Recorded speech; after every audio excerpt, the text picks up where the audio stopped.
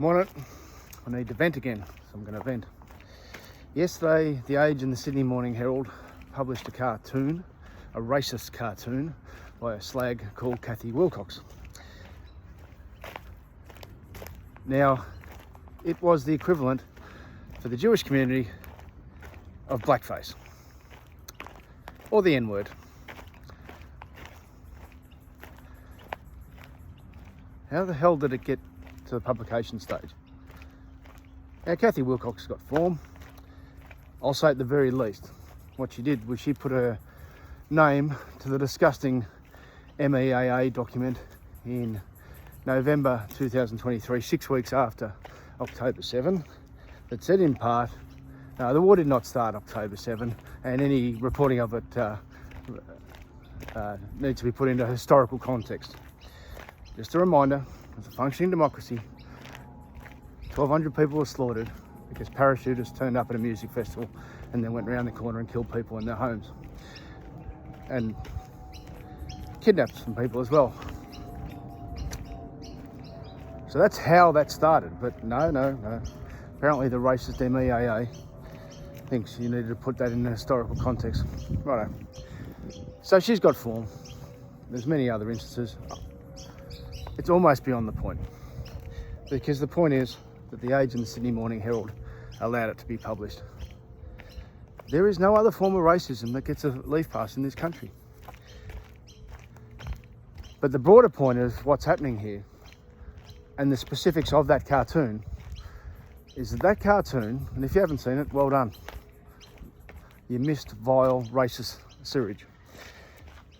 But the cartoon depicted Australian sports champions who proved they were champion people as well as champion sports people last Sunday by putting their name to a document saying to end the hate that went on for 26 months unaccountably and resulted in Bondi. And can I repeat, not a nobody like me, but many others of significance, from Josh Frydenberg, Deborah Conway, various others, no longer look paranoid that something was going to happen, because something happened. And 15 Australians were gunned down in Bondi, including a 10-year-old girl, and what their crime was that they were Jewish.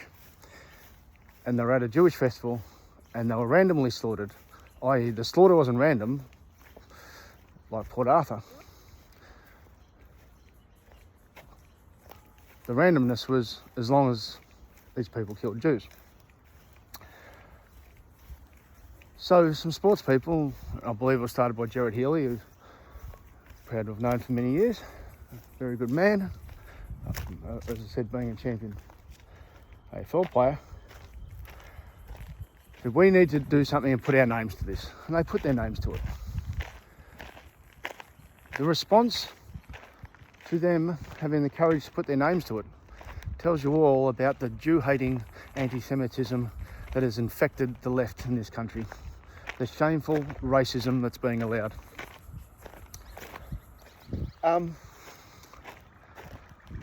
So the cartoon had these sports people with a platform, and underneath the platform it was being held up by some various politicians, Rupert Murdoch, and behind him was Benjamin Netanyahu playing the drum. So in other words, the reason these sports people put their name to end the hate that ended up with 15 Australians being murdered was they were playing the tune of Benjamin Netanyahu, the Israeli Prime Minister. Could you be a bigger slag to do that cartoon? I'd say you probably couldn't be a bigger slag, but again, it comes down to how the Age and the Sydney Morning Herald allowed it to be published. Imagine victims of domestic violence, which is a scourge in this country. Families of the victims of domestic violence after a spate of horrific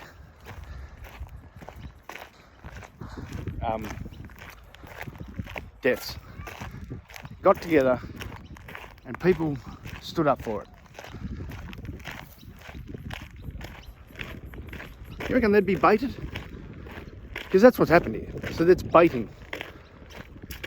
multi-millionaire Peter Fitzsimons, presumably from his mansion. And by the way, good on him. I don't care that he's got a lot of money. He's earned it. But I don't know, what was he doing? Watching a bit of the cricket, pushing aside a Grange, and I know what I'll do. I'll bait the Jewish community, because his endorsement of Cathy Wilcox baited the Jewish community. Now, I've got a theory I live my life by, which is never let someone you've got no respect for disappoint you on the downside. But I'm just stating what he did. He doesn't disappoint me on the downside. I've got zero respect for him. But it's just me as one person. But that's been the reactions. The reactions to champion sports people, greats of our country, banding together to say end the hate that ended up in a slaughter. The reactions, and by the way, normal Australians are with them, as is all the polling saying a Royal Commission should occur. But I'm talking about the racist reactions that these sports people were controlled and paid for. You know why they were paid for? Because Jews have lots of money, that's why they were paid for. Reckon there's any racism in that? And once again, the reason that Cathy Wilcox gets away with it is just like Laura Tingle, and I said this a couple of weeks ago, when she claimed that Jews being slaughtered because they were Jews by Muslims had nothing to do with religion. It's the nitpicking, it's the unravelling, it's maybe it's about gun control, maybe it's about visas, maybe it's about some Muslims just want Jews dead, and maybe this whole narrative is about racist people on the left being racists and allowing